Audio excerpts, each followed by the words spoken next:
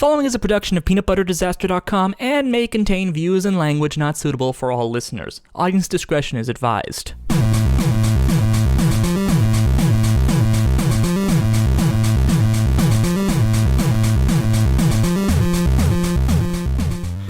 Hello, everybody, and welcome to Smark My Words, Peanut Butter Disaster's premier wrestling podcast. I'm Kira Kennedy, alongside my broadcast colleagues, Mean, Maggle Keen, and Tex Rockwolf. This is just a mugging. A mugging, I tell ya. I gotta turn that down. I'll tell you, I'm just about rabid to be here, Maggle and Kira. And there's a good reason for that, because this past Sunday we had the WWE's Royal Rumble, and after the last 2 years, whoo boy did they have, they had some, I don't even know how to put it, they really should not. Third time better fucking be the charm, was how I was going into it. There was a gloom, a shadow looming over the whole event. And his name is Roman Reigns. Everybody going in was expecting that to really sour the whole stew here, but, to put it in a broad way, I think it was a pretty gosh darn good Royal Rumble. Yeah, it wasn't like a masterpiece, but, I mean, there were some hiccups here and there, certain matches, there were a lot of botches, there was a certain, superstar who took a 30-minute nap, but we'll get into that later. You know, for me, there was that moment where Vince McMahon imitated JoJo's height, and it all went down from there. I'm kidding, but that was a great moment. Yeah, that was pretty funny. A lot of people on Twitter were negative about that, and I was just like, fuck off, that's fucking funny. Fuck One, you. it's Vince McMahon, he's supposed to be a heel, and two, it's goddamn Vince McMahon. I would not expect anything less from that. I'm surprised nobody's done it before. I mean, it's the best heel move you can do with JoJo in the room. Anyway, so I guess we're going to be talking through this kind of beat by beat. Broad strokes for the first few matches, and then we'll get into the Rumble in There's detail. a lot to talk about there. Yeah. So to start it out, we're looking at Ambrose, Owens. No. No, we forgot a match. The pre-show match, the A four-way. match nobody gives a shit about, but we're going to talk about it. That fucking four-way tag. Okay, I have some words for this. So in the pre-show, I've started to watch the pre-show because they're relegating certain matches to it. So I'm like, all right, I will spend this extra goddamn hour. In this goddamn hour, there is one match, and it's a four-way tag team match. One of those tag teams isn't even a real tag team, because it was Damien Sandow and Darren Young. Is that right? Yep. Yeah. Although, I will say this. Damien Sandow, he still does get a bit of a pop, because I was just watching the pre-show to prep for this, because I actually didn't watch it the night of, because I had to drive down to my local movie theater to watch it, because I don't have the WWE Network. Hey, count your blessings, man. I wish I could watch this in a fucking movie theater. That's awesome. No, you don't. I had a lot of loud people around me. Well, yeah, it's wrestling. Suck a dick. Fair enough. Fucking No, Canadian. this wasn't even like loud, obnoxious cheering. This was like people who were talking extremely loudly about something else behind my back, and it's like, I'm trying to enjoy the damn show. Yeah. Look at that Kevin Owens. He really makes me want to eat a chicken sandwich, that Kevin Owens. That's my Canadian accent. So, Damien Sandow, he is a really good character actor. I honestly, Damien Sandow is that kind of wrestler who really needs a character, or else he sinks for me. He's a fine wrestler, but he's not a great wrestler. No. And to just put him in this random tag team, filling in for Titus, who's absent for no good reason. I thought he'd been injured or something. Break up the Darren was the one that had player been injured. when nobody it was was paying Darren, attention? Because, I mean, they kind of I seem to recall they made a comment to it on one of the Christmas episodes about, like, how they were going to be kind of doing, like, singles things for a while or whatever. But it just seems kind of blasphemous for the Sandow to just kind of step in here like that. And we've seen Titus O'Neil with a singles push. I did not like it. Also, correct me if I'm wrong, but this is severely out of character for Damien Sandow. He should have come out in blackface. Oh, God, goodness. No. I don't even think Vince would stoop that low. He is the imitationist, or the mirrorist, as I've been liking to call him. I would really like to see them explore that in a greater way, where every time he comes out, he imitates the person that he's facing. So then he's like Shang Tsung of the wrestling world and making everybody face themselves. Crazy. And then he steals their soul? If he wins. That would be great. But only if he wins. Fair enough. So Alright, anyway, back on track. this whole tag team match is a complete waste of time because who wins?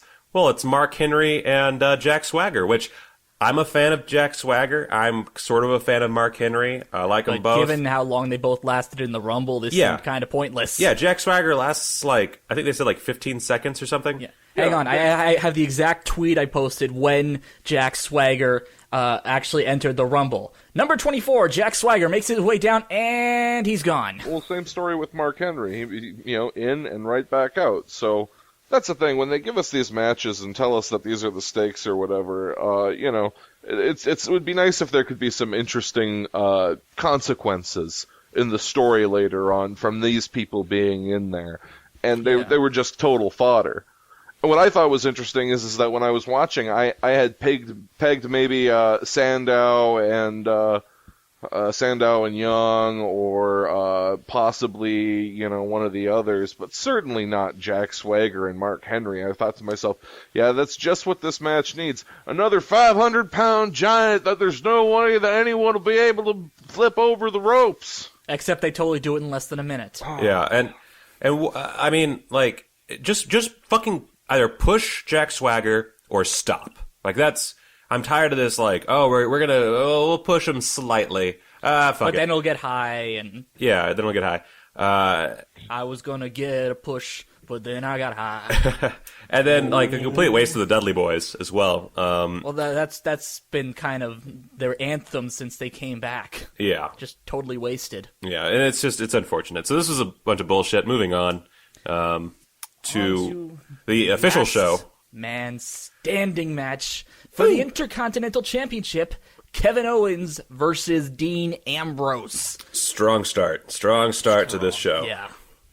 Yeah, definitely. This match had a lot of heat to it, a lot of really good spots, and they made a weapons match work in a PG environment. People who say PG means you can't, it's just boring matches. I'm going to point them to this match. Yeah, and you have Kevin Owens. He uses the broken kendo stick to kind of stab at Dean Ambrose. That's a cool way to. I've never seen that done. I'm sure it has been because the wrestling. But that was a cool use of a kendo stick, and in general, I really liked it.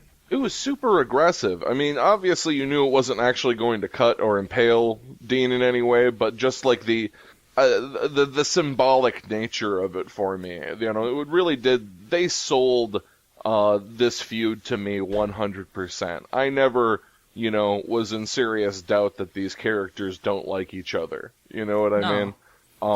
Right up to it, including, I guess, where they literally. Did you notice that when they literally said, "I hate you"? Yeah, I had that in my notes. Yeah, that was a great exchange. My exact reaction to that, I was trying to hold back from shouting, "Just fuck already!" Well, I love the delivery is the best part because it's, "I hate you, I hate you," and it's perfect deadpan. They have perfect heat. That's all I can really say is that they're what I want in a real blood feud between two characters. Yeah. Yep, Speaking of which, I'm surprised they actually didn't try to get a little blood out of that, because I think that might have put this match kind of a little more over the top. Oh yeah, yeah. Someone should have been bleeding. In the old days, they would have at least one would have been bleeding. Yeah. I don't demand blood in my wrestling, but when it gets to a certain point, you kind of need it just to legitimize what's happening. And yeah, they could have used it quite a bit. Now there's actually one spot I wanted to talk about in this match, and I think this happened completely by accident, but when Ambrose threw the chair at Owens and it just kind of opened on his head. Yeah. That was an awesome spot. Yeah, that one and the I don't even know what it's called, but when he took Ambrose top turnbuckle and he kind of turned him upside down and slammed him through the table. Falcon's Arrow. Oh, is that what it's called? Okay. I think that's what it was. Yeah. Okay. Yeah. No, that was awesome. That was a great moment. I don't know. I was kind of disappointed to see Kevin be the engineer of his own destruction. When he was setting up those two tables outside, I was thinking, Kevin, there's no way you're going to put Dean through those tables. You're the one. It's going to be you, Kevin. Yeah, but isn't that how it always is? The person who sets up the table is the one that goes through it. Yeah, Or and a if they fan start... pointed it out, too, because there was these really annoying fans throughout that entire match. Yeah, the guys who were singing "Oh Canada," Kevin Owens. Yeah. And they're just being generally belligerent to him, but at one point one of them said, "I feel like you're wasting your time right now," when he was setting up the tables. Yeah, I heard remember that. Yeah. Or when he went and got the 5, 6, 7, 8 chairs and threw them all into the ring. Yeah. That was a good little show of crazy aggression. Yeah. That's the thing. Kevin Owens give me a chair spot there. Yeah, Kevin Owens came across in this whole feud as being crazier than the Lunatic Fringe to me. So. Yeah, well, that's the thing. Ambrose, his character isn't really crazy. He's just stupid. Yeah, he doesn't really think through the consequences of his actions, and he's enough of a brawler that it gets the job done. So yeah, which I like. I like the Dean Ambrose character. I know at least Trev, you're not Tex, you're not a. Damn it, Mike, you broke kayfabe. Bleep that out. We'll edit it before Thursday. We'll fix it in post. Things Vince wishes he could do. I know you don't like Dean Ambrose very much. Well, it's funny you mention that. I got to appreciate him, I think, a little bit more through his dedication and his performance in this match. I think I realized that a lot of my hatred for Dean is rubbing off from Roman Reigns, and but the one thing I definitely do not like about Dean Ambrose, I just wish it would go away, is the incredibly predictable slingshot clothesline? Heave ho from the rope, the slingshot the rope rebound or whatever. Yeah, that whenever Kevin boots him in the face or otherwise takes him down when he does that, it just makes my soul smile. I just am so happy. Yeah. Like, I remember a couple weeks ago, he was in a match with Sheamus, and Cole saying Sheamus saw that coming. I literally tweeted, of course he saw it coming. He does it every fucking match. Yeah, I love Dean, but that rope rebound needs to be retired, or at least cut down considerably. It needs to go the way of the springboard stunner. I don't think he got all of it. Yeah, I mean, it's fine if you do it every so often. I mean, it's fine looking, but doing it like 5 times a match is way too much. And it's too bad, because I've seen his indie work, and he's much better in those, so I'm assuming it's part of the WWE style that's just bringing him down, like most wrestlers. I mean, I'm not going to pretend it's just him.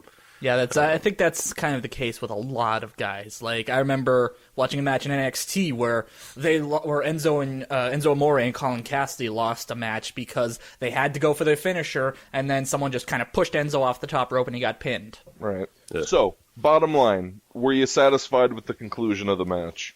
Yes. I was. It was a little anticlimactic, but it was a good enough match that I could kind of look past it.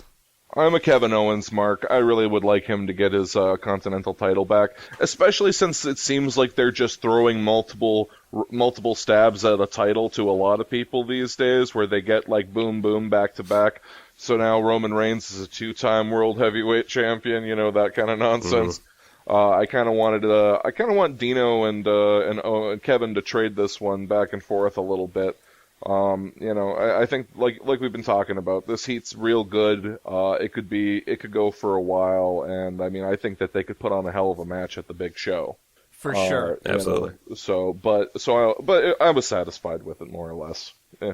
Yeah, definitely. It was a good solid match, and if this is, which it looks like this is pretty much the end of the feud, because especially after the post Rumble Raw. But what do you think? What do you think is next for Owens after this? There's some happenings during the Rumble that I think kind of informed us some future plans here with Owens that I think is going to build up. But we'll get to that when it happens. Yeah. What about Kalisto Alberto Del Rio? Once again, skipping a match. Tag team titles are up next. Oh, shit. New Day versus the Usos, featuring the debut of Francesca 2. See, but I guess I'm going to blame it in this case, frankly, on my utter lack of interest in a New Day Usos match at this point. I've just seen it because we've seen it so many times. To death. It did not stand out in any major way to me compared to any other match I've seen with them. And I completely agree. That said, the one thing I do like here, I'm not an Usos fan. They're everybody's favorite living coloring book, but I don't really care about their team. I don't find them all that fascinating. They're good wrestlers, but I don't care. New Day, on the other hand, I am an unabashed mark for. I love the New Day. They are my absolute favorite tag team. New Day? And I like that little line Xavier said when he introduced Francesca too. A man's got needs. Brother's got needs. Implying that he fucks his trombone. Sure. Yeah, Why that not? was great. I love Xavier Woods. Literally my favorite moment, probably my entire life, is when I got to briefly interview him at Dragon Con. I thought that was Shazam. Oh, you're right. Yes, it was Shazam. I'm sorry. I never interviewed a wrestler. Shut up. Yeah. But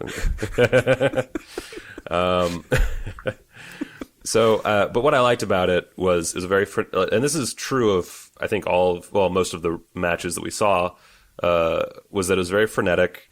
There's lots of energy on both sides. Of course, Xavier Woods in this case added a very special touch that, he gives every New Day match. And they retained. So that makes me happy. Yeah. I actually really like the finish for this match, I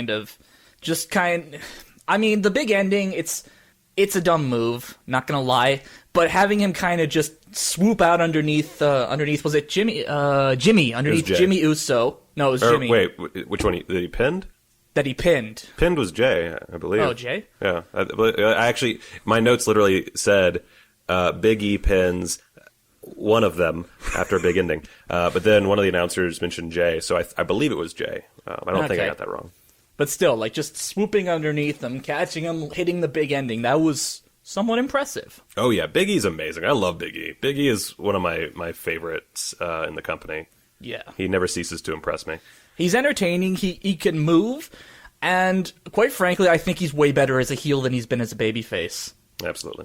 He's always entertaining to watch, even if you're cringing a little bit at the shaking and the gyrating and all the moving. Oh, I love it. Yeah. The tongue. Gets me hard. My wife in particular is really not a fan of that tongue.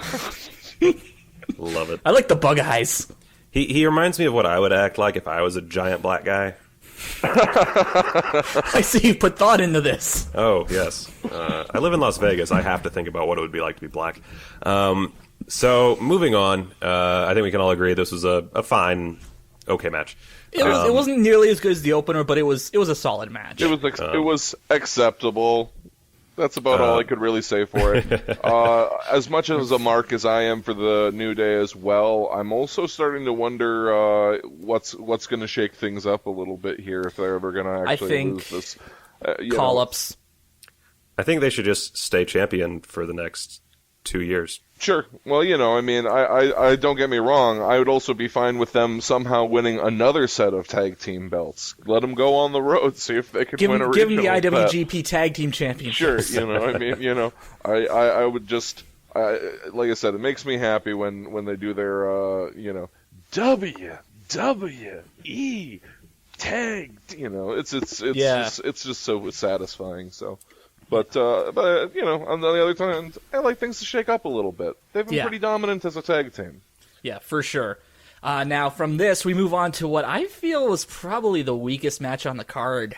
The United States Championship match. That was the next match on the card, right? Yeah. It's certainly, Alberto Del Rio versus Kalisto for U.S. title. It's definitely the most botch-filled match. Yeah, this match was sloppy. Yeah, but you mentioned earlier about the not getting all of it. That's what describes this match for me. Neither one of them was really on point.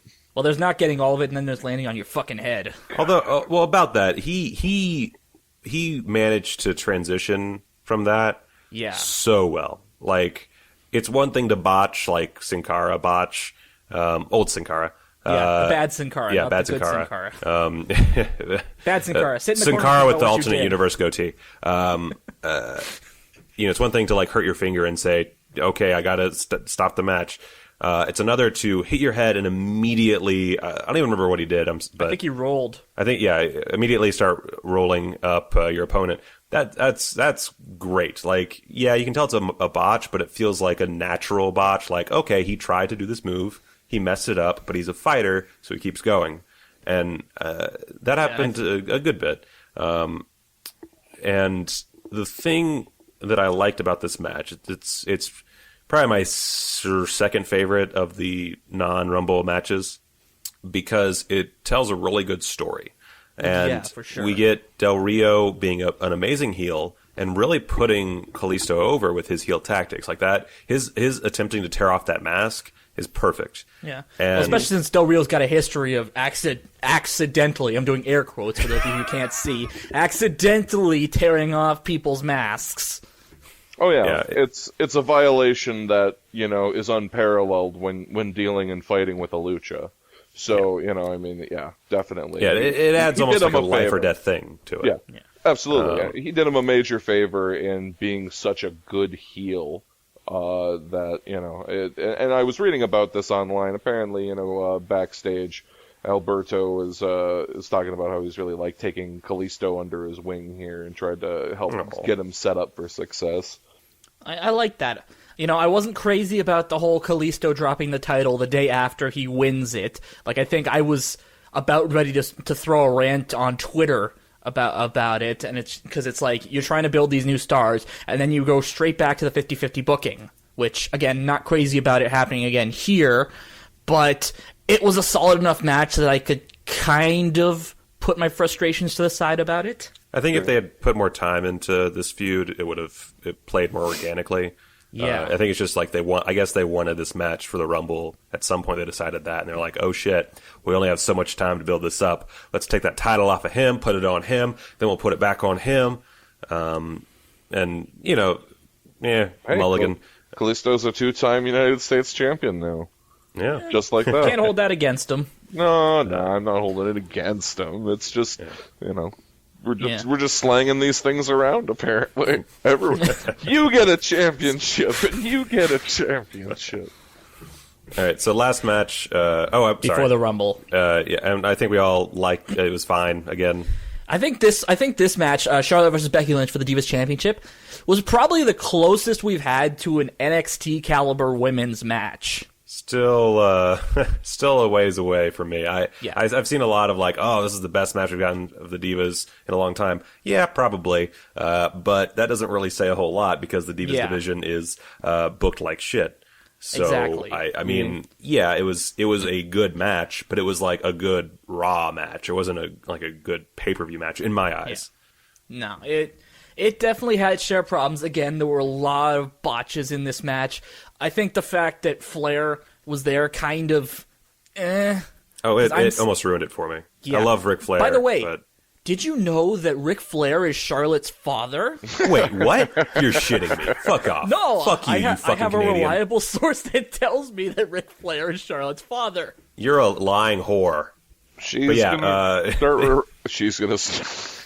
gonna start resenting that real quick, and I think there were some signs of that already. If you heard what she said at the end of the match, yeah, he had the whole Ric Flair kiss thing, which someone said that might have just been a thing that Ric Flair decided to do because it seems like, well, the kind of thing that Ric Flair would do. Yeah, aside from taking off the jacket and throwing it on Becky, I laughed at that. That was so fucking stupid.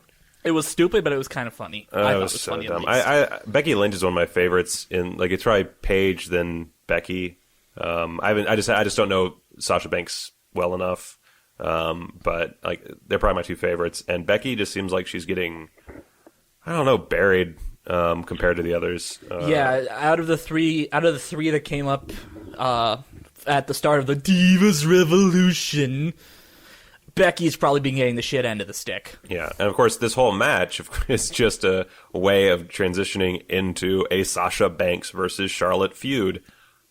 Yeah. Which, great, but what about fucking Becky? No, I'm on do? the same page with you there. It felt like she was finally getting a little bit of push here after the focus being on Charlotte for so long, the focus being on Nikki and Paige for so long, and now finally it was, she was getting the push as, frankly, the only actual face character in the Divas division. Yeah. I mean, you go ahead and try to make an argument about any of the others, but there's not a face among them. Every one of them. Yeah, no, Becky is the only clear-cut face. Yeah. They're all snarky bitches otherwise. Right. Yeah, WWE's logic for writing women. Bitches be crazy. I mean, and with the favoritism that seems to go sometimes, and it's probably just an illusion with how things have been going lately, but it seems like she would have a little bit more success since they do like to push faces in such a major way.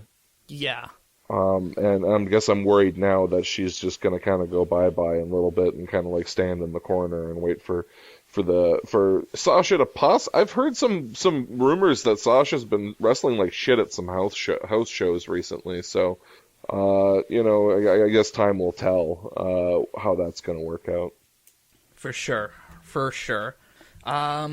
So are we gonna? So outside of the small mention there, are we gonna talk about the kind of incident that happened at the end of that match with Sasha attacking Becky and then moving on to Charlotte and making her claim, or do we I don't think there's really much to talk about. They started a feud. Moving on.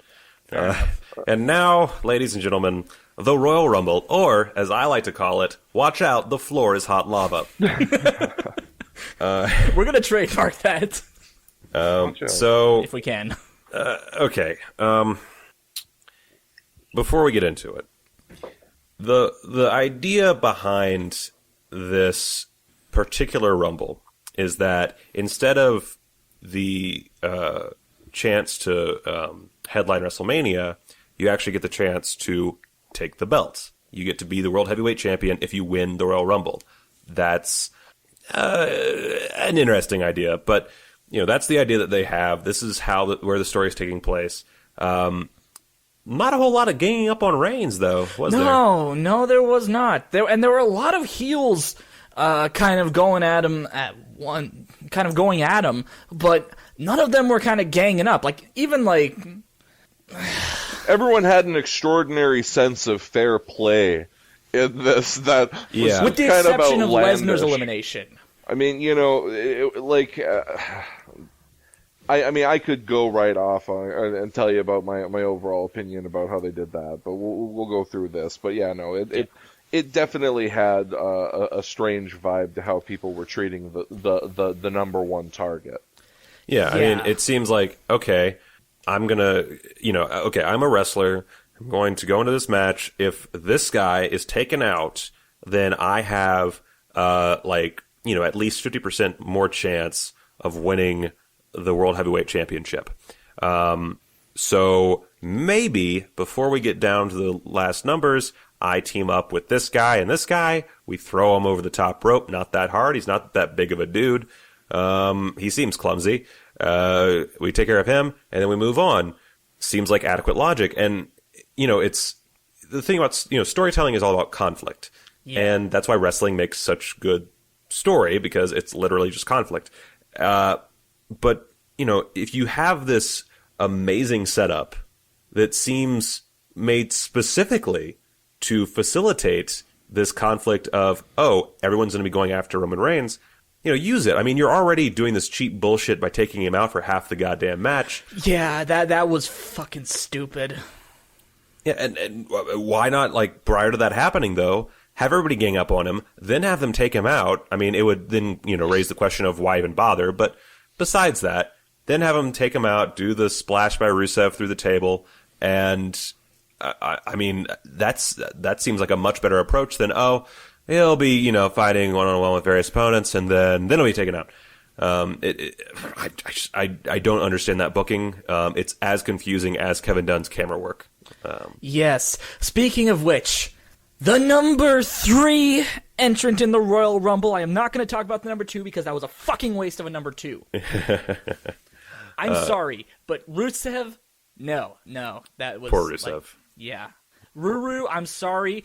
We know you're listening. We know you're a fan. Sorry, Tech, stealing your shtick again. But it's okay. I like it when my shticks get around. But that should have been someone else, anyone, even Sheamus. Well, yes and no. I mean, think you wanted somebody who was a theoretically believable person to be able to hang out for a little while with Reigns. I mean, I guess they've made the mistake of making literally no character on the roster a believable threat against Reigns, but, if anyone, Rusev's alright. And by bringing in the surprise entrant at number 3, it kind of, it gave us maximum satisfaction by putting him in there as long as he could be, while also doing the job of setting us up to not believe that he's going to be coming in anytime soon, Yeah. You know how I would have booked this? I just realized. Instead of having Rusev ejected by Roman Reigns prior to AJ Styles coming into the match, why not have Rusev and Roman Reigns fighting it out? I mean, Rusev is a formidable foe, at least he was a year ago. Before Summer Rae happened. Yeah, have them battle it out, and then have AJ Styles come in. It surprises both of them, so we can allow them to pause for a moment while he runs up, gets his reaction. AJ Styles comes in. They have a bit of a three-way thing. That's the wrong word. Giggity. They have a standoff, and then just give AJ and Roman sort of a knowing glance to each other, and have them both take out Rusev in one fell swoop. And then they can kind of, as true gentlemen fighters and presumably faces, at least Roman Reigns is supposed to be, mark then each they other can start as their equals. fight. Right. Yeah, that then it keeps Roman as a face, as much as that is not going to happen in the long run. It allows us for a really cool way to introduce AJ, and then Rusev maintains his status as a legitimately formidable foe, which he should have still. This is a guy who did not get beaten until WrestleMania. He came out on a fucking tank. A fucking tank. It bugs me that they treat him that way, and I just wish that it could have been booked better. And this is me just coming up with bullshit, WWE. Come on. You can try a little harder. Well, us Feed your coming up writers. with bullshit is probably better than what half the writing team can do. And so getting to AJ Styles. Yeah, you were mentioning the camera angles. I remember when I was watching, if we want to go over our live reactions, I remember watching this in the movie theater, and they finished the countdown, and suddenly you hear this kind of gospel organ music under a rap track, and I'm thinking, what? I haven't heard this music before. Who is this? And then I'm thinking, wait, never heard this music before. Rumors? No, it can't. And then when the crowd starts cheering, it's like, I'm shaking my head like, no, it can't be.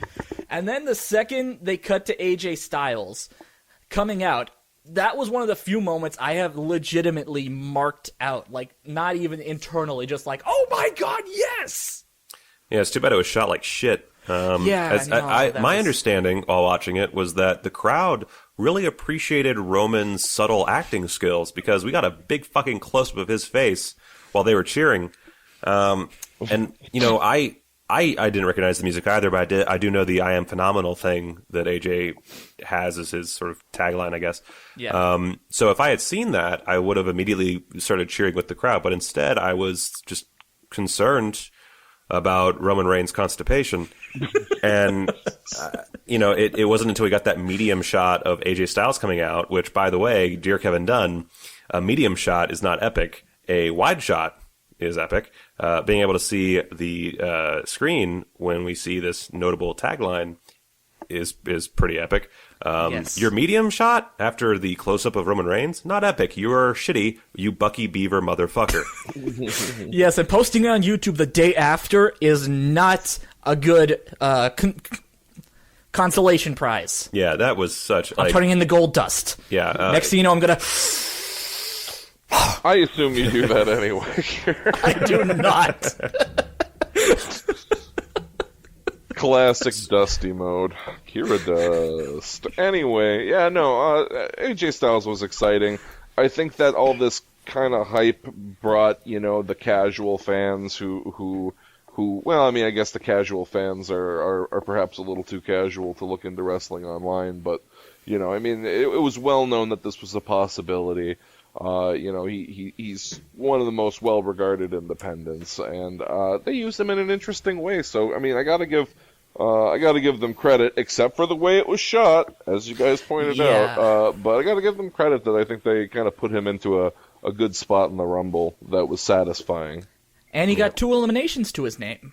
Mm-hmm. Yeah, he did a good job. I felt a little cock teased in that he never really got off a good finisher, it feels like. Yeah, he kept teasing the Styles Clash, but never actually capitalizing on it, which... Yeah. I'm hoping it's going kind of the way they were going when Hideo Itami debuted and they were teasing the GTS, except I don't want him to only hit it at a live event. I want him to actually hit it on TV or on a pay-per-view or at WrestleMania.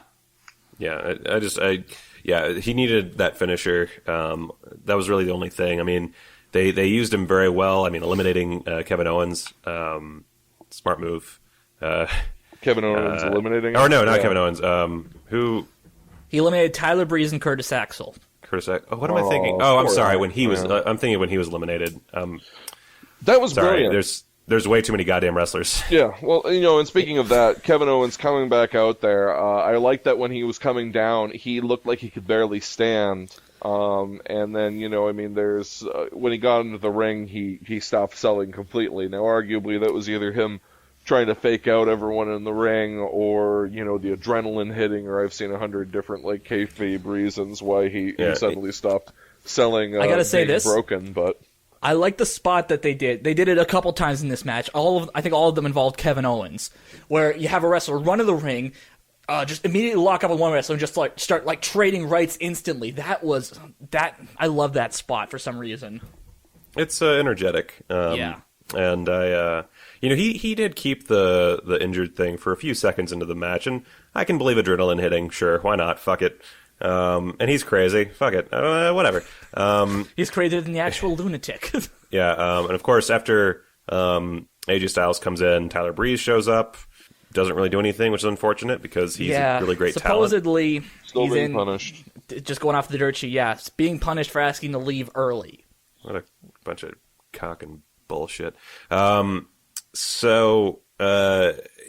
Real quick, this isn't really all that important, but the Social Outcasts are an interesting team up because it's sort of the WWE acknowledging that all these wrestlers are kind of treating them like shit, so they give them their own team called the Social Outcasts. Fair enough. Mm-hmm. Yeah.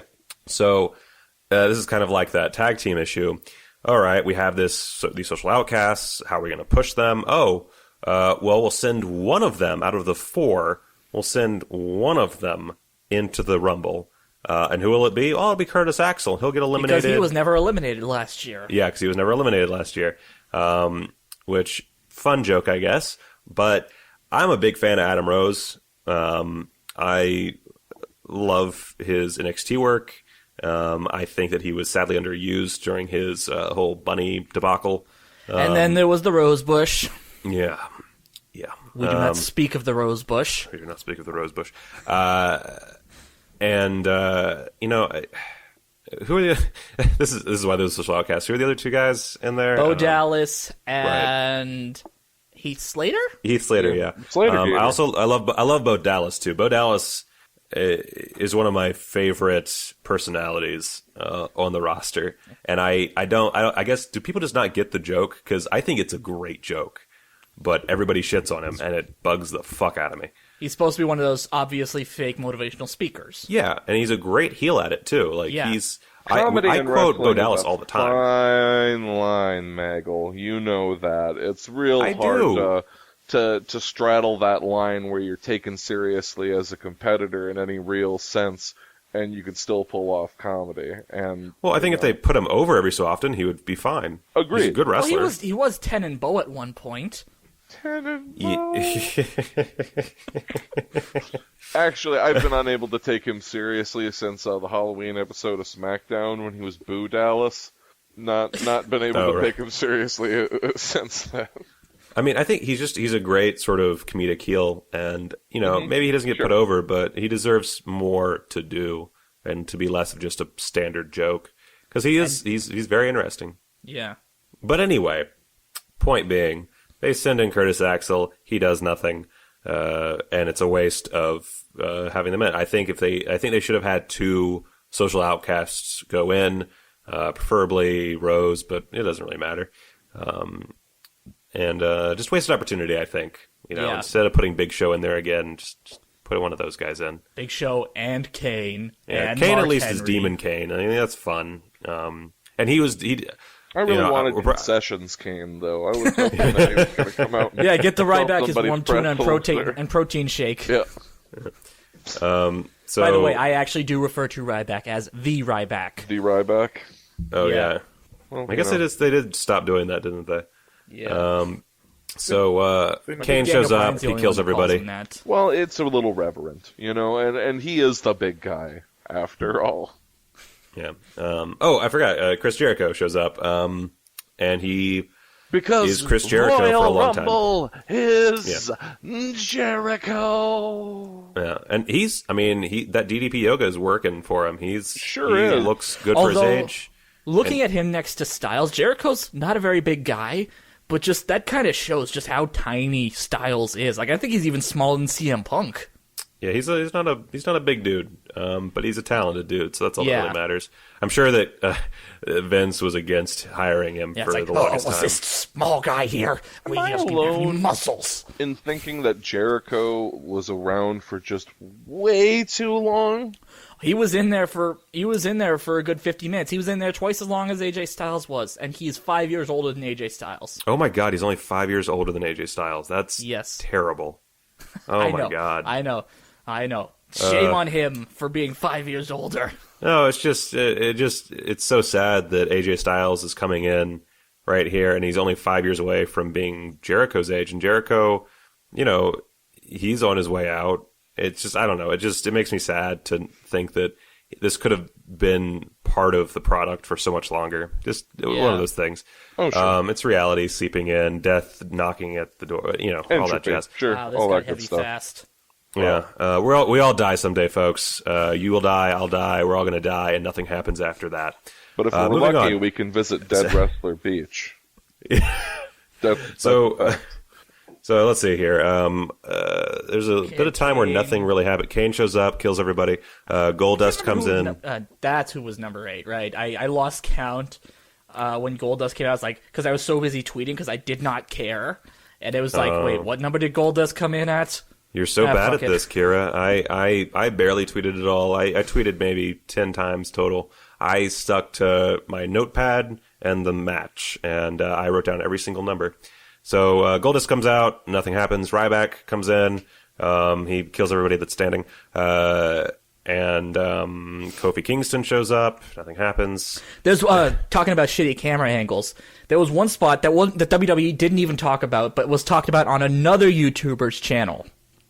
What was that? While Kofi was sitting on Big E's shoulders, he actually grabbed a popcorn and a drink, and he was sitting there just eating.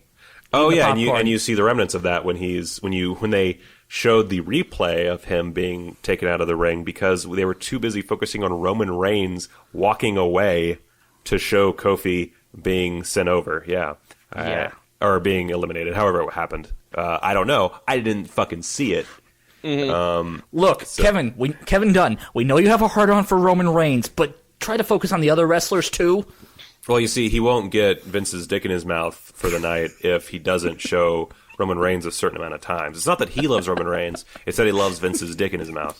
And so, which I'm surprised he can fit it in past those teeth, personally. But he's a man of many talents, apparently. And writing is none of them.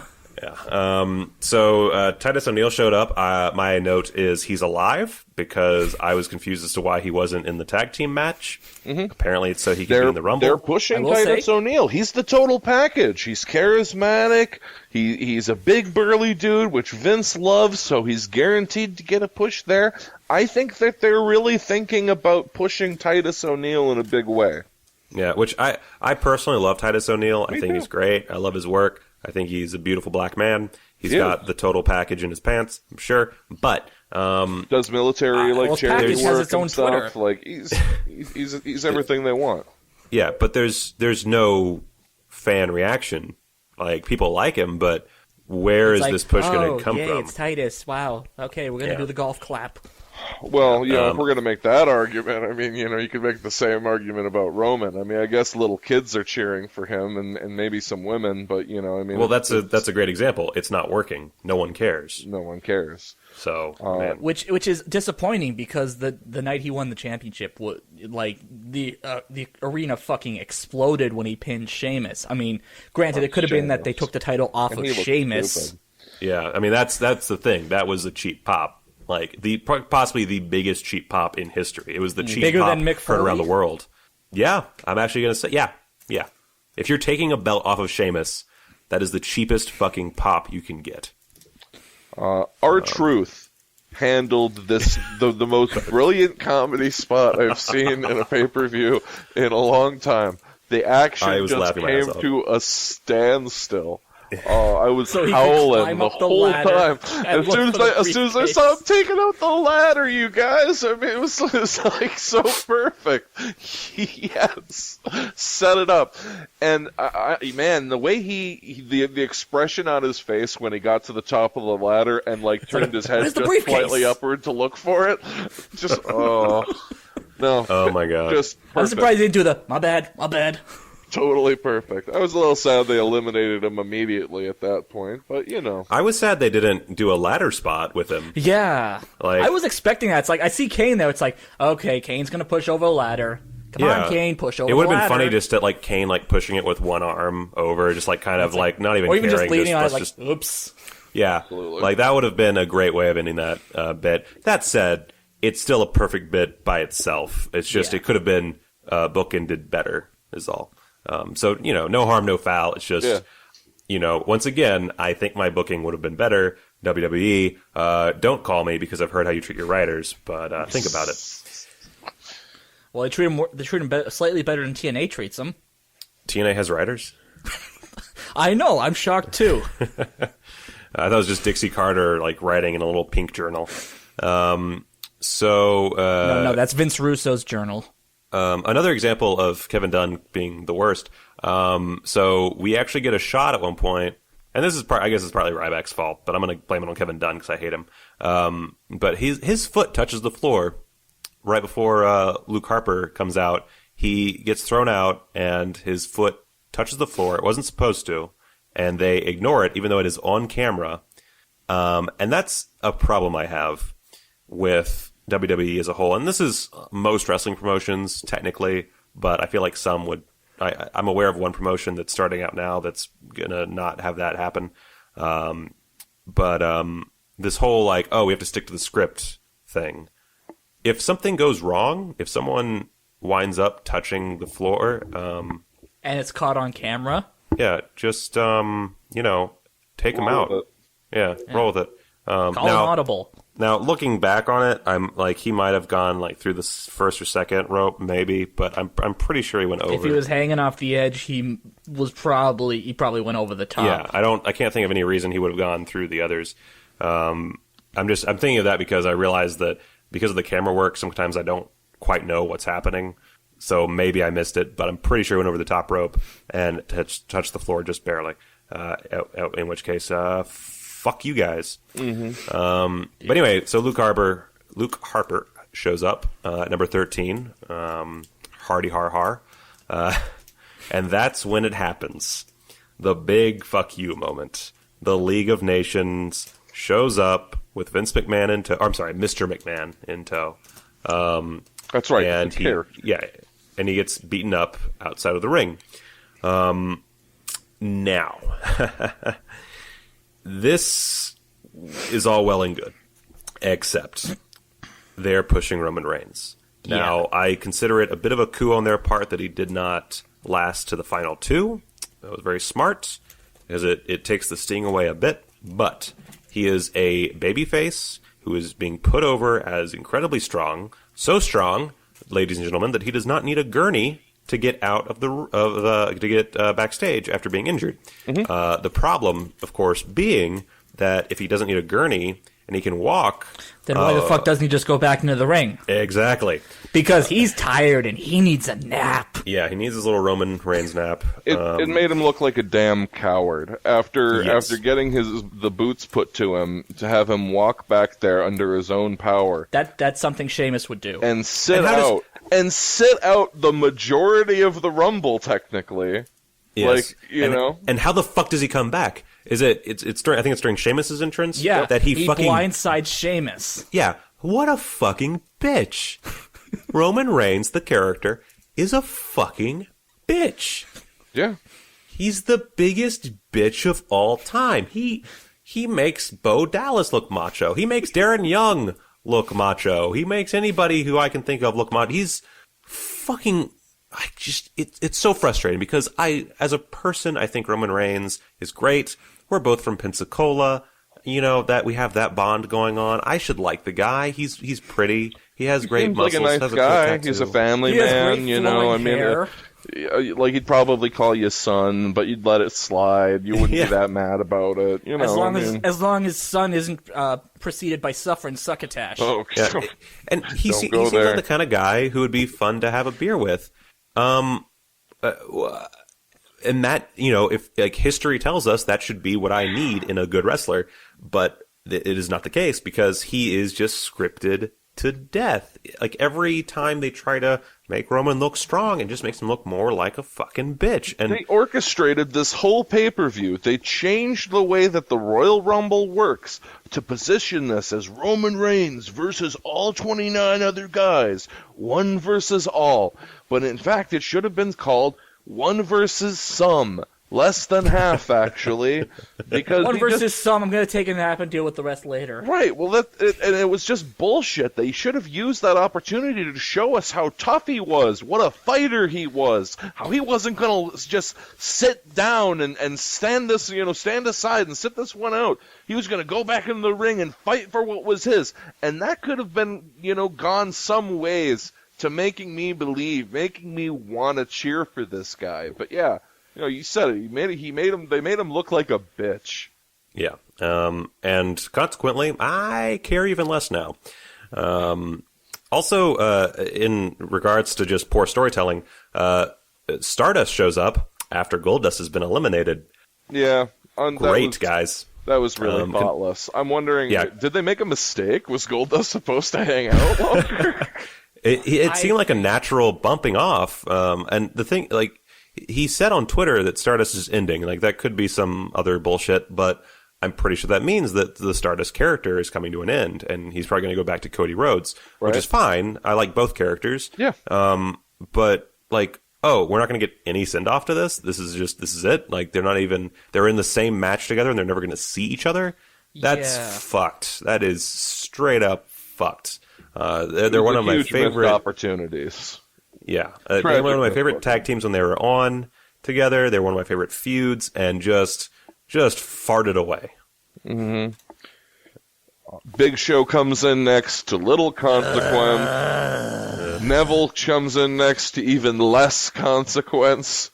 Yeah, Braun Strowman comes in, and now you're looking around and realizing that there's a lot of really big dudes who are still hanging around. Yep. Big ol' Haas Fest. Yep. And then Strowman right away eliminates Show and Kane. Yeah, good on him. Thank God. Yeah, I don't like Strowman. I'm sorry, but Haas. But I am so glad he eliminated Kane and Show, especially after last year's Rumble. I love Strowman. I just want to pinch his cheeks. And then Kevin Owens comes out.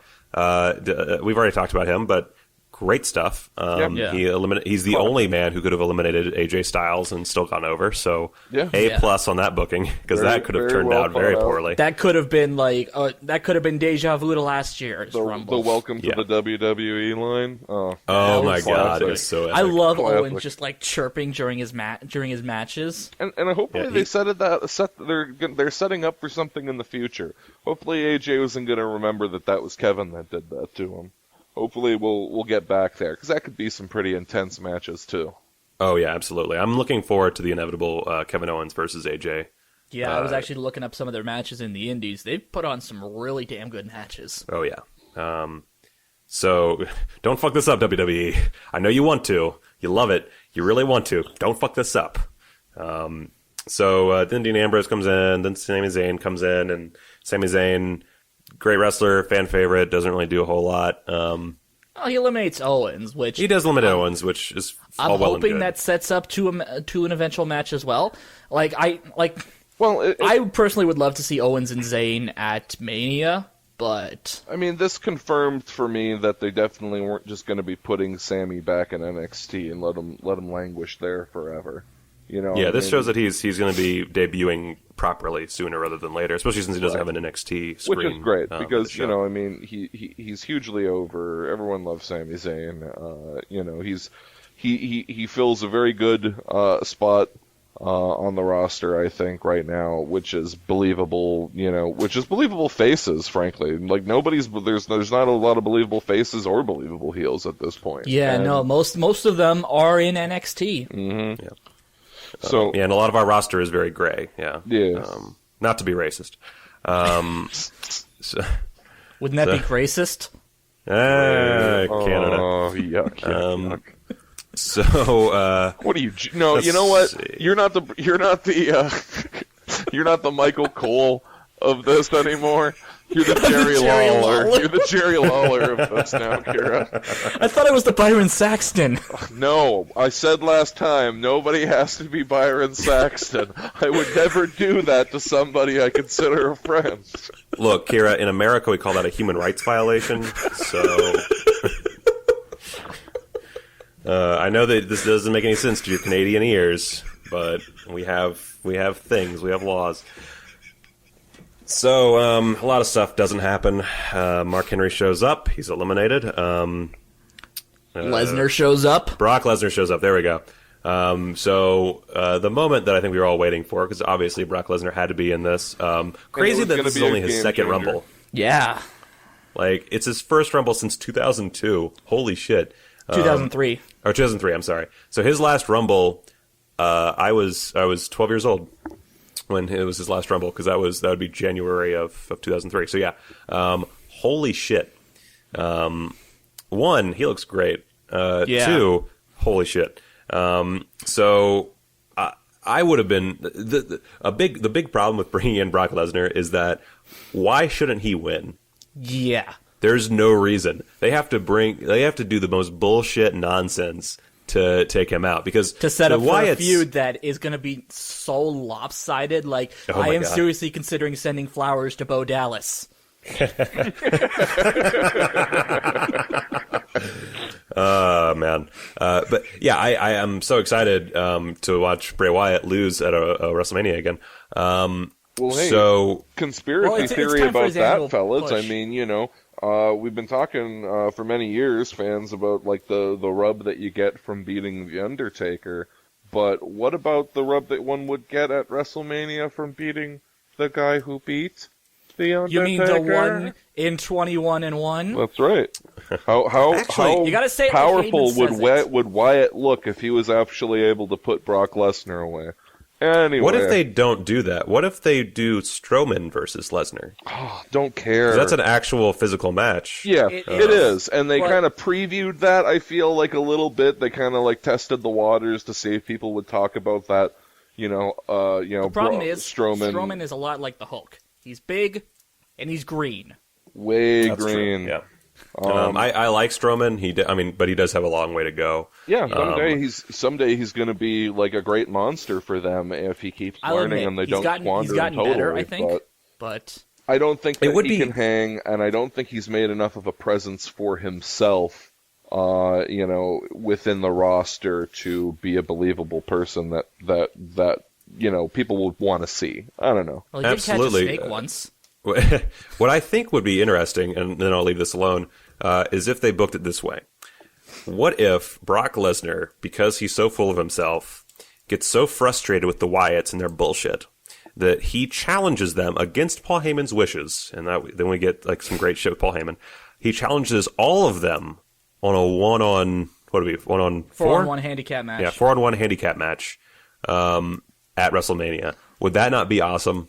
Be I think that'd be amazing. awesome. I'd watch That it. would be cool because, I'd love to see flying Wyatts. Yeah. But then I mean, Harper you can, flies enough on his own, but right, but you can beat down Brock Lesnar with all these guys. Braun Strowman could be like the big boss, like the second to last boss. He finally beats Strowman. It takes everything out of him at this point. Obviously, Eric Rowan will go out first because he's Eric Rowan. And then Bray Wyatt would be the final boss. And Bray Wyatt, because Brock Lesnar's been beaten to shit, has an opportunity.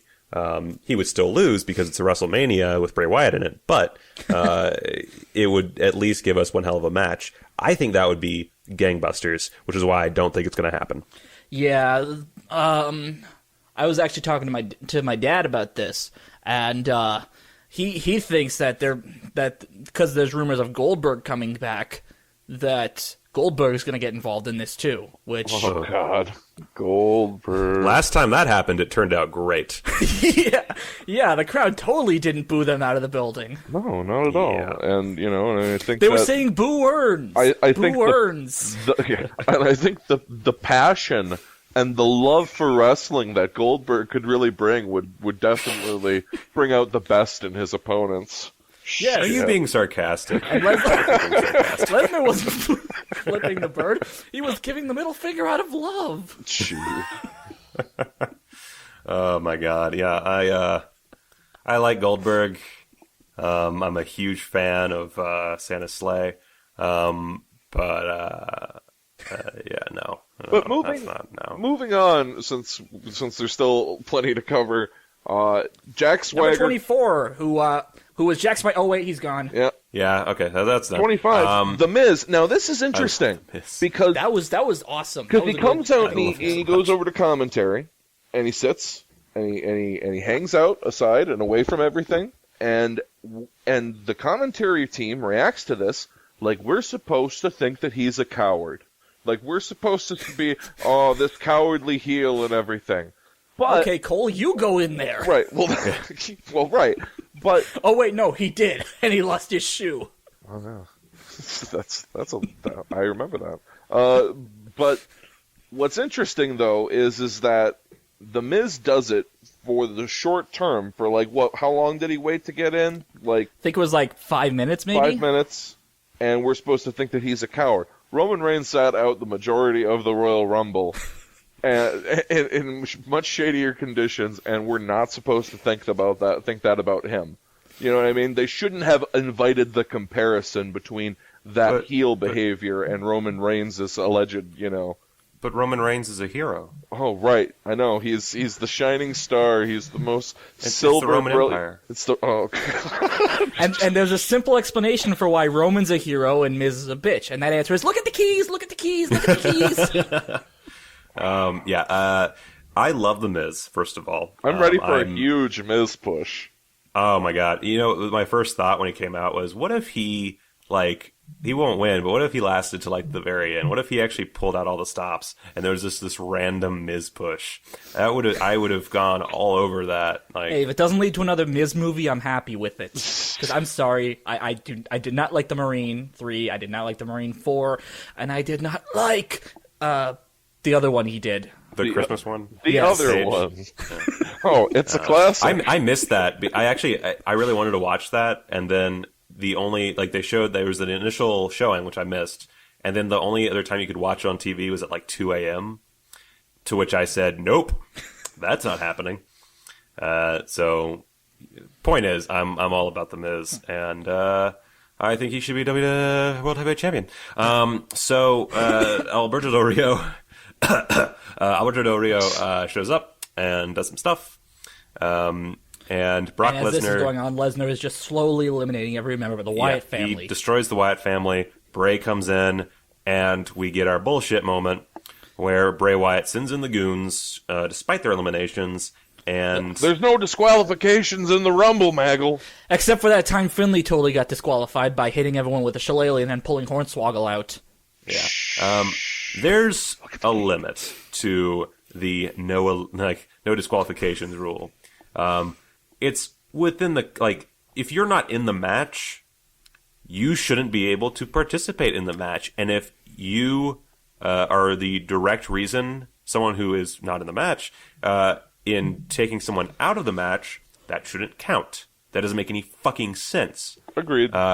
it destroys the believability of it to an outrageous extent. Now, did they have another choice? I think they did. I think that Brock Lesnar poses such a threat to everyone in that in the squared circle that I would imagine that everyone in the ring would toss him out. I mean, Yeah. take all of them, but I mean, someone would probably be suplexed over the top rope. absolutely. You'd think that as they Jericho at should. some point would have used his like veteran status as a guy in the locker room to say, "Hey, everybody, let's get him." You know, I mean, something. Yeah. I don't understand. Like, if they're setting up for my hypothetical amazing WrestleMania match, awesome, great. But I just, like, I don't understand. Like, at least, like, if they had just, like, all weakened Brock, and as he was taking them out, and by the time Bray got out there, he was able to do it. Well, even then, I can't imagine Bray Wyatt single-handedly throwing Brock Lesnar over the top rope. So I don't know how you would do it. I don't see it. Outside of everyone in the Rumble just saying, fuck it, we're going after Lesnar, there's nothing that could have been done. Even then, a lot of guys would have been thrown out at that point. Yeah, I mean, he's got Nothing wrong God with status, that, but- and it's you know, part of me says it's a problem, the other part says he deserves it because he's Brock Lesnar. Yeah. He should be champion 24/7, even if he only wrestles twice a year. Right. I can't really. I have no argument against that. And honestly, when he was champion, the title meant something more than it had before, and more than it does now. Yeah, because it was a special attraction. Yeah. If only they'd actually done something to their other championships to, have a main event for the pay-per-views he couldn't make. Well, they did. It was called having John Cena not fucked up. Wah, So, yeah. Touche. He's eliminated is the point of that. And Ziggles comes out. And Miz a good finally fight. enters the Rumble. The Ziggs put up a fight. I don't know. He lasted to the final 6. Yeah. But I So, feel okay. so bad for Ziggler. I mean, I do too. especially because like Vince like singled him out at the Raw show where he announced who it could be. Oh, well, it could be you, Dolph Ziggler, and he had this look on his face at the time like he kind of wanted to really say, "Fuck you, Vince. You're not going to let me win. Get the fuck out of here." Yeah. It's Dolph Ziggler is one of my favorites. His merchandise was the stuff I wear the most. And I think that 'cause you're here to he save has the his world. problems. He has a lot of problems, but I think he has more pros to the list than most other wrestlers on the roster. And it's fucked up that he doesn't get more of a push, and that he doesn't really do anything here. He doesn't really manage anything. Well, it's funny though, because you look at it, a lot of Ziggler's gimmicks over the years has been that he's been someone's bitch. First he was Chavo's bitch, then he was Vince McMahon's bitch as the Spirit Squad, as a member of the Spirit Squad. Then he was Vicky Guerrero's bitch, and now he's just basically everyone's bitch. To be fair, everybody's Vicky Guerrero's bitch. You're Vicky Guerrero's bitch. I'm Vicky Guerrero's bitch. Well, Everybody's excuse Vicky Guerrero's me. bitch. Anyway, moving past Dolph's non-appearance. Sheamus tries to get Sheamus, into the ring. Sheamus tries to get in, but then that little bitch of a motherfucker, Roman Reigns, He's cowardly bashes him over the attacked head.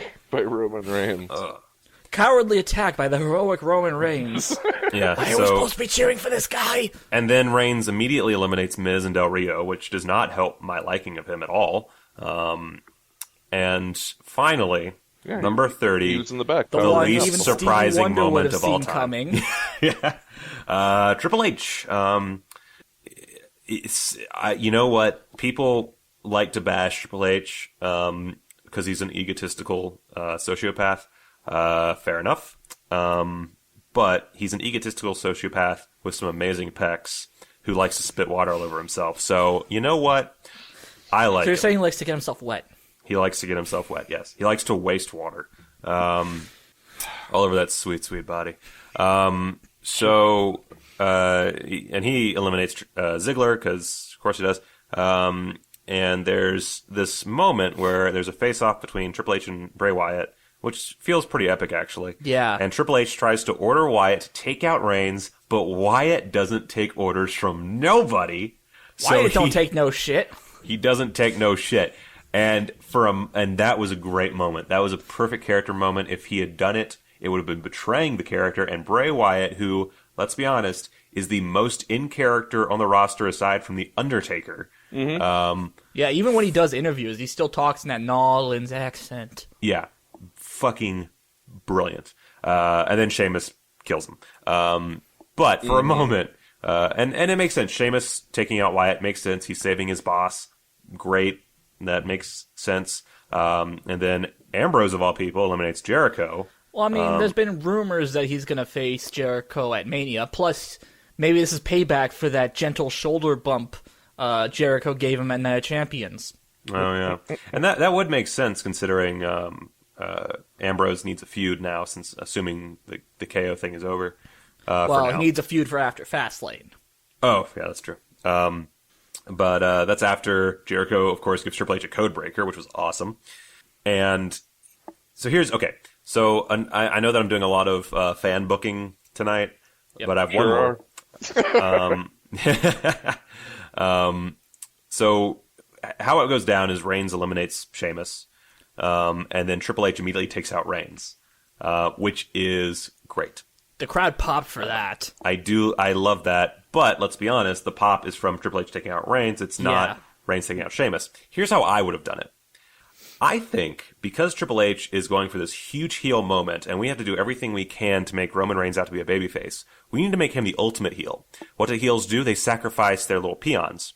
So what I think should have happened is, in order, and you would have to rearrange things a little bit, but I think the best thing would be for Triple H to eliminate Sheamus as a way of getting to, where he needs to be. Now, maybe he eliminates Reigns prior to Sheamus being eliminated. That could work. It doesn't really matter. But the point being that I think having Triple H essentially sacrifice a pawn would have been a much more interesting way to do it.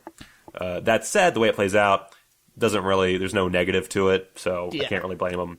I just think it would have been an interesting addition to that character, since honestly, Triple H, he's kind of a cool dad character to me because of NXT. Yeah. Also, there's no talk of his hospital. Oh, there's like one line dropped about his hospital stay. The fact that Roman Reigns beat the living You fuck mean the out of hospital him. stay he completely no-sold 3 days later? Yeah, I mean, yeah, fair enough. But like they give it one line.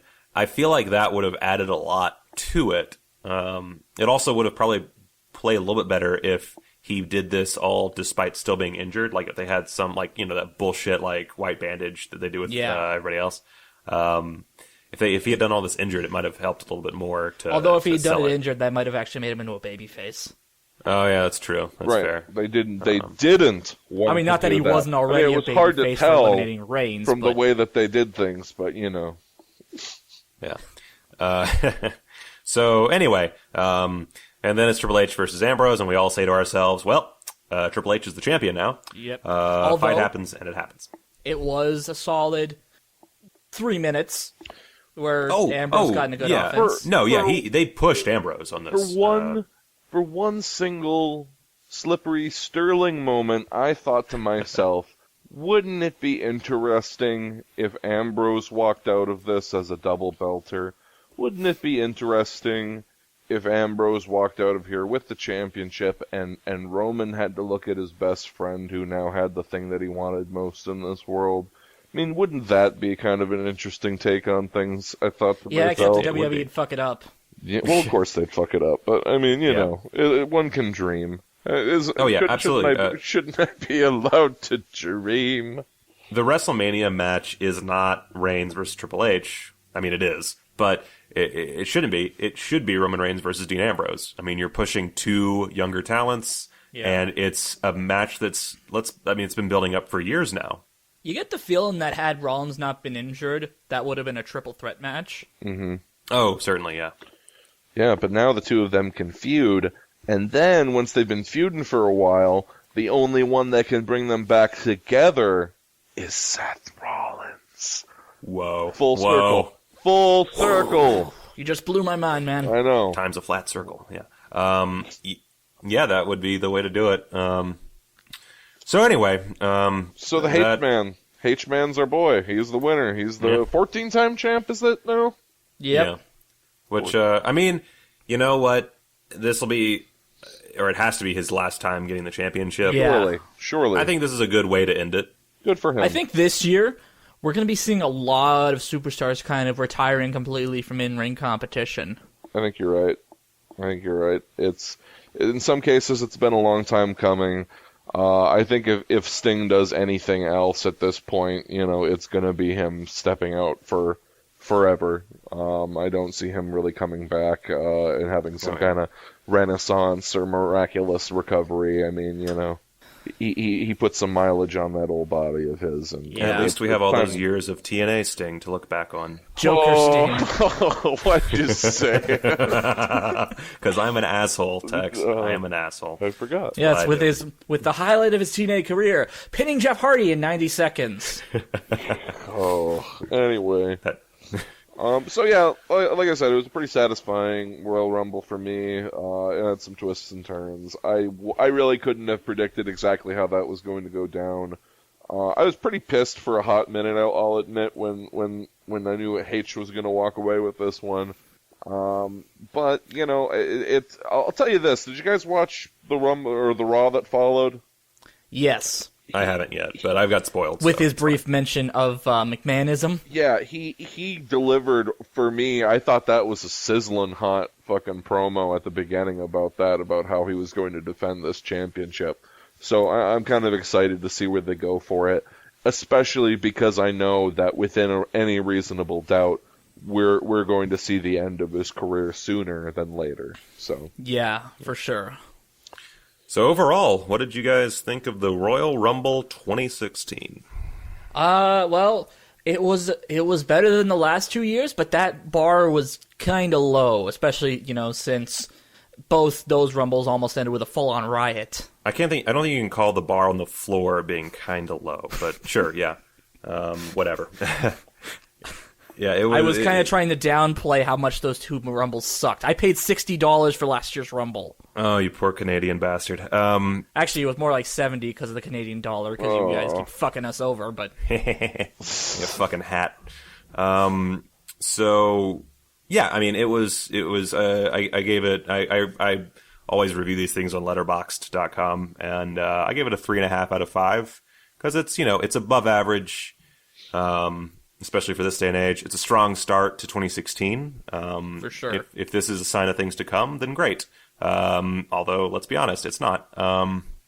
So, overall, I liked it. That's all I can say. I liked it. It was fine. A lot of bullshit happened. A lot of stupid bullshit. But nothing as dumb as the endings to the previous 2 years. And it has a satisfactory conclusion. Lots of setup, especially in the Rumble, for future matches. And that's really what you should have in a pay-per-view. So, rock on. Yeah. Because of the context of the last two Rumbles, and because of my relentless optimism that this is going to be a good year with some seriously good turns, I'm going to give it 4 stars. I think I'm going to probably be on the same route as Tex here. Definitely a 4 out of 5 for me. Just because, even the crappier matches on the card, like the U.S. title match, the Divas match, they were still entertaining enough, The Rumble was good, was amazing, and while I wouldn't say best last man standing match ever, I'm tired. I don't speak well when I'm tired. I won't say best last man standing match ever, but it was still entertaining. It was a hot feud, and everything here was done well. Absolutely. Yeah. I give it a solid Brutus Beefcake. Yeah. All right. Well, since I'm currently speaking, I am at Michael Keene on Twitter. Keene. With that last name, all one word. I've snagged it. I am on Twitter at Kira Kennedy HNR. I'm also on Tumblr at KiraKennedyHNR.tumblr.com and Facebook at Kira Kennedy Reviews because Kira Kennedy HNR was already taken. Ha! Bitch. And you can look and see what I mostly have to say about wrestling at TRockWolf on Twitter and, of course, Tex Rockwolf on Facebook. So, for everyone else, this is Smark My Words, and thank you for listening. Bye-bye.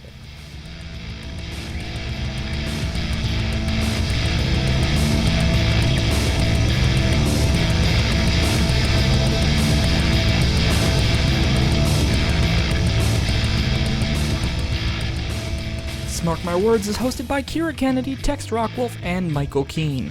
Our opening theme is Temper by El Tigre Ultimo, who you can find out more about at facebook.com/L_Tigre_Ultimo, as well as soundcloud.com/El Tigre Ultimo, all one word. Our ending theme is Summon the Rock by Kevin MacLeod, who you can find out more about at Incompetech.com. The following has been a production of PeanutButterDisaster.com. Peanut butter disaster.